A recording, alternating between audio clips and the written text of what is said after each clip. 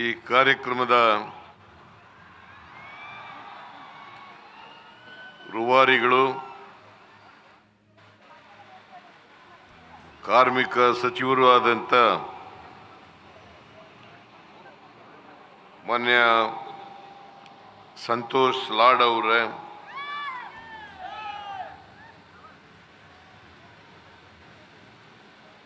ಮಾಜಿ ಸಚಿವರು, ಹಿರಿಯರು ಆದಂಥ ಮಾನ್ಯ ಇಂಡಸ್ ಗೇರಿ ಅವರೇ, ಶಾಸಕರಾದಂಥ ಶ್ರೀ ಅಬ್ಬಯ್ಯ ಅವರೇ,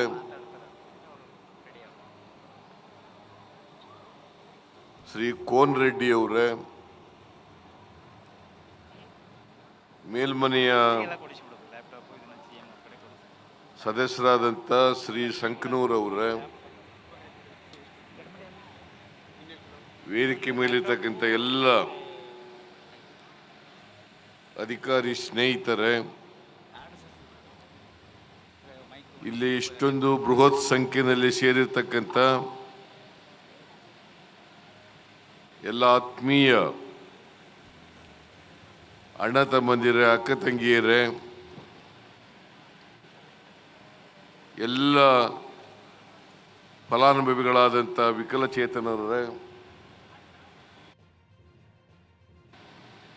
ಮಾಧ್ಯಮದ ಗೆಳೆಯರೇ, ಇವತ್ತು ಧಾರವಾಡ ಜಿಲ್ಲೆಯಲ್ಲಿರ್ತಕ್ಕಂಥ ವಿಶೇಷ ಚೇತನರಿಗೆ ಮೋಟಾರ್ ಚಾಲಿತ ತ್ರಿಚಕ್ರ ವಾಹನ ಅವುಗಳ ವಿತರಣೆ, ನೋಂದಾಯಿತ ಕಟ್ಟಡ ಮತ್ತು ಇತರೆ ನಿರ್ಮಾಣ ಕಾರ್ಮಿಕರ ಮಕ್ಕಳಿಗೆ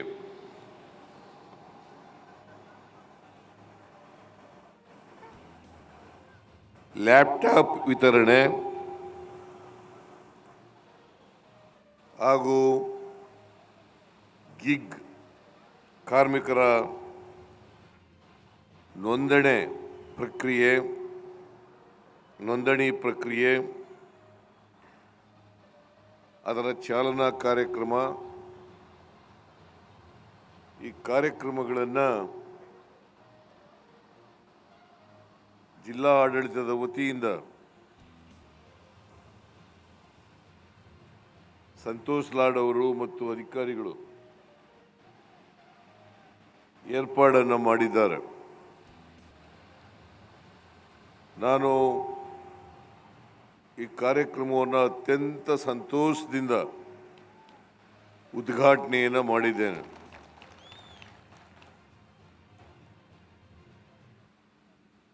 ಸಂತೋಷ್ ಲಾಡ್ ಅವರು ಒಬ್ಬ ಉತ್ಸಾಹಿ ಸಚಿವ.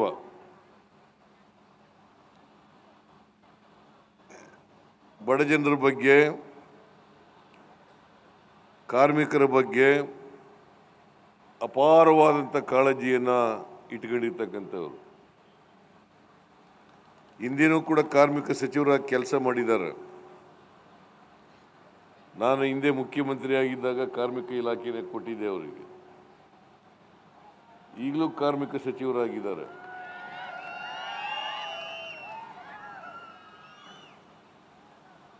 ಇಡೀ ದೇಶದಲ್ಲಿ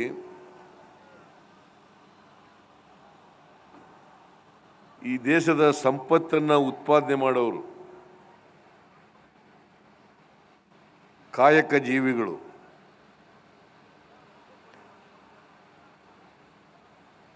ಅದನ್ನೇ ಬಸವಾದಿ ಶರಣರು ಕಾಯಕ ಮತ್ತು ದಾಸೋಹ ಅಂತ ಕರೆದರು. ಕಾಯಕ ಮತ್ತು ದಾಸೋಹ. ಯಾರು ಉತ್ಪಾದನಾ ಪ್ರಕ್ರಿಯೆಗಳಲ್ಲಿ ತೊಡಗಿಸ್ಕೊಂಡಿರ್ತಾರೆ ಅವರೆಲ್ಲರೂ ಕೂಡ ಕಾಯಕ ಜೀವಿಗಳು. ದಾಸೋಹ ಅಂತಂದ್ರೆ ಉತ್ಪಾದನೆ ಮಾಡದನ್ನ ಎಲ್ಲರೂ ಕೂಡ ಹಂಚ್ಕೊಳ್ಳೋದಿದೆಯಲ್ಲ, ಅದು ದಾಸೋಹ. ಇಂಗ್ಲೀಷ್ನಲ್ಲಿ ಪ್ರೊಡಕ್ಷನ್ ಅಂಡ್ ಡಿಸ್ಟ್ರಿಬ್ಯೂಷನ್ ಅಂತ ಕರಿತೀವಿ. ಪ್ರೊಡಕ್ಷನ್ ಅಂಡ್ ಡಿಸ್ಟ್ರಿಬ್ಯೂಷನ್ ಅಂತ ಕರಿತೀವಿ. ಸಮಾಜದಲ್ಲಿ ಇವತ್ತು 90% ಸಂಪತ್ತು ಕೇವಲ 10% ಜನರಲ್ಲಿ ಕೇಂದ್ರೀಕೃತ ಆಗಿದೆ. 90% ಸಂಪತ್ತು 10% ಜನರಲ್ಲಿ ಕೇಂದ್ರೀಕೃತ ಆಗಿದೆ.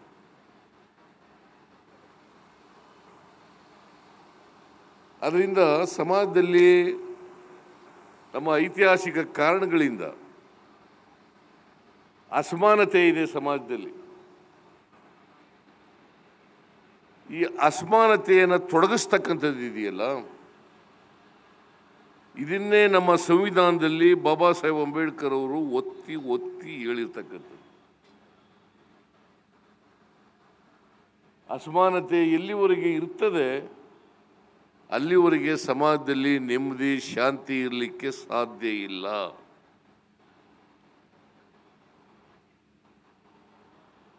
ಅವರು ಅಸಮಾನತೆಯಿಂದ ಯಾರು ನರಳುತ್ತಾ ಇದ್ದಾರೆ ಅವರು ಕೂಡ ಮುಖ್ಯವಾಹಿನಿಗೆ ಬರಬೇಕು. ಅವ್ರಿಗೂ ಕೂಡ ಸಾಮಾಜಿಕ ಆರ್ಥಿಕ ಶಕ್ತಿ ಬರಬೇಕು. ಆಗ ಬಂದಾಗ ಮಾತ್ರ ಮುಖ್ಯವಾಹಿನಿಗೆ ಬರಲಿಕ್ಕೆ ಸಾಧ್ಯ ಆಗ್ತದೆ. ಇಲ್ಲದೆ ಹೋದರೆ ಅಸಮಾನತೆ ಮುಂದುವರಿಯುತ್ತದೆ. ಬಾಬಾ ಸಾಹೇಬ್ ಅಂಬೇಡ್ಕರ್ ಅವರು 1949 ನವೆಂಬರ್ 25ನೇ ತಾರೀಕು 1949 ನವೆಂಬರ್ 25ನೇ ತಾರೀಕು ಕಾನ್ಸ್ಟಿಟ್ಯೂಯೆಂಟ್ ಅಸೆಂಬ್ಲಿನಲ್ಲಿ ಭಾಷಣ ಮಾಡಿದ್ದಾರೆ. It is his last speech in the constituent assembly. ಅವರು ಏನು ಹೇಳ್ತಾರೆ ಅಂತಂದ್ರೆ, ಜನವರಿ 26ನೇ ತಾರೀಕಿನಿಂದ 1950 ಜನವರಿ 26ನೇ ತಾರೀಕಿನಿಂದ ವೈರುಧ್ಯತೆ ಇರ್ತಕ್ಕಂಥ ಸಮಾಜಕ್ಕೆ ಕಾಲಿಡ್ತಾ ಇದ್ದೀವಿ. ವೈರುಧ್ಯತೆ ಇರ್ತಕ್ಕಂಥ ಸಮಾಜಕ್ಕೆ ಕಾಲಿಡ್ತಾ ಇದ್ದೀವಿ. ಇಲ್ಲಿ ಆರ್ಥಿಕ ಅಸಮಾನತೆ ಇದೆ, ಸಾಮಾಜಿಕ ಅಸಮಾನತೆ ಇದೆ.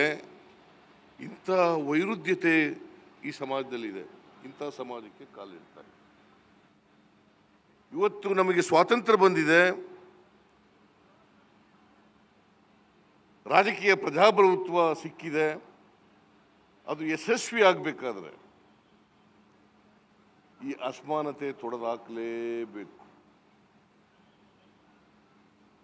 ಈ ಅಸಮಾನತೆಯನ್ನು ತೊಡೆದಾಕದೆ ಹೋದರೆ ಯಾವ ಜನರು ಅಸಮಾನತೆಯಿಂದ ಶತಮಾನಗಳಿಂದ ನರಳಿದ್ದಾರೆ, ಸ್ವಾತಂತ್ರ್ಯ ಬಂದ ಮೇಲೂ ನರಳುತ್ತಾ ಇದ್ದಾರೆ, ಆ ಜನರೇ ರಾಜಕೀಯ ಪ್ರಜಾಪ್ರಭುತ್ವದ ಸೌಧವನ್ನು ಧ್ವಂಸ ಮಾಡ್ತಾರೆ ಅಂತಕ್ಕಂಥ ಮಾತುಗಳನ್ನು ಹೇಳಬೇಕಾಗ್ತದೆ. ಕೂತ್ಕೊಳ್ರಿ.